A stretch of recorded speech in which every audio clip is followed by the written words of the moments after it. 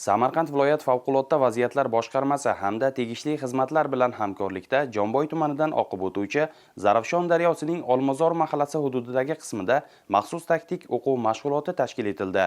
Ushbu mashg'ulotda asosiy e'tibor daryoning o'ng qirg'og'ini mustahkamlash, suv oqimini to'g'ri yo'naltirish va suv toshqinlarining oldini olishga qaratildi. Suv toshqinlari bu faqat ekin maydonlari yoki aholi xonadonlariga emas, bu butun bir tizimga xavf soluvchi hodisadir. Barcha xizmatlarning hamjihatligi, aholining hushyorligi va oldindan ko'rilgan harakat rejasi bu kabi tabiiy ofatlarning salbiy oqibatlarini kamaytirishda hal qiluvchi omildir.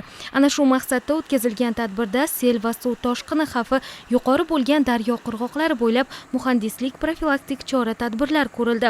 Jumladan daryoning Olmazor mahallasi hududidan oqib o'tuvchi qismida joylashgan xavfli nuqtalarda texnika vositalari yordamida qirg'oqni mustahkamlash, temir beton va katta toshlar bilan himoyalash choralari ko'rildi. Shuningdek, qirg'oq hududlarida favqulodda ogohlantirish tizimlari, ya'ni signal beruvchi sirenalar, axborot bannerlari va evakuatsiya yo'nalishlari belgilandi. Mashg'ulotlar doirasida mahalla aholisi uchun qisqa targ'ibot tadbiri o'tkazilib, favqulodda holatlarda qanday harakat qilish kerakligi, xavfsiz hududga qanday evakuatsiya qilinish tartibi tushuntirildi.